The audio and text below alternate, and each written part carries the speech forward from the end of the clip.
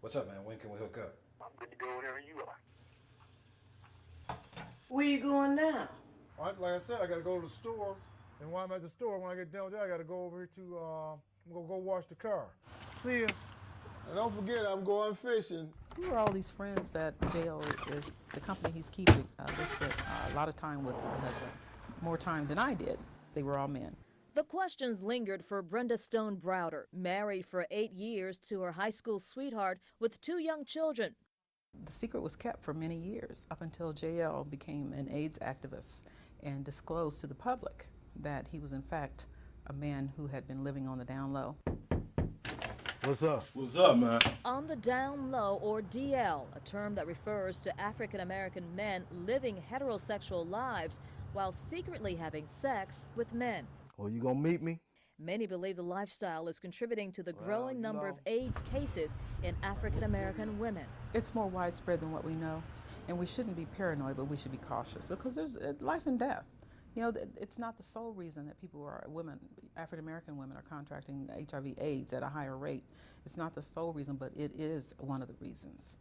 We're gonna continue to lose sisters looking just like you. Brenda's ex-husband is today an outspoken author on the down-low lifestyle. She calls him Jimmy, but the world knows him as J.L. King.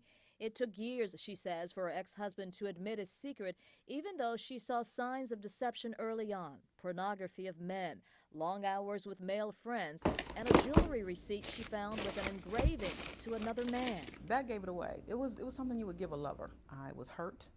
I doubted myself. You know, I lost more self-esteem because I think that was one reason why Jimmy was able to deceive me, because I had low self-esteem. A lot of men that I meet are married. Sean calls himself a hustler. And they pay me for my time. Working the streets of Cleveland, he says many of his clients I feel very bad for the women. are married men. I have no clue. I just met people who just straight came out and tell me they're from out of town or something, and they just want to get with a guy, you know. One guy told me he just wanted to try it one time. He told me he never did it before. Sean says he always uses protection, but adds he's in the minority.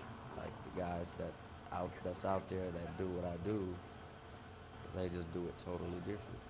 They don't have no care about who they do it with. They're just in it for the money.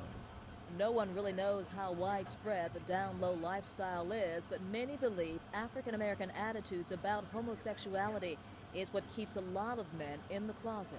I think the pressures of your family. I think we were brought up to be tough, and it's just not acceptable. You're considered a sissy or a punk. These single ladies all say concerns about men on the down low and skyrocketing AIDS numbers have caused them to change who and how they date. My ideal now is just to wait on God, because you can't pick, you can't sometimes even detect what's going on. You know, they can be the macho man and still be gay. You know, I practice abstinence, and I want to see what a man is about. If he's going to be there for the long term, if he can remain my friend until we say I do, then he's the one for me.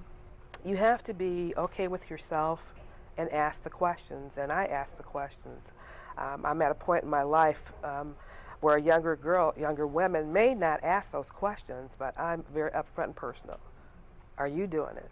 With life and death stakes, upfront and personal is the only way to be, says gynecologist Dr. Karen Ashby. Exactly. The problem in the black community hasn't gotten any less taboo. Down low partner or not, she says, it is up to women to take control of their sexual health. And is it wrong to request that someone be tested before you engage in a sexual relationship? I don't think that's inappropriate at all. But again, you have to be comfortable enough and kind of have the courage to be able to, to ask your partner that.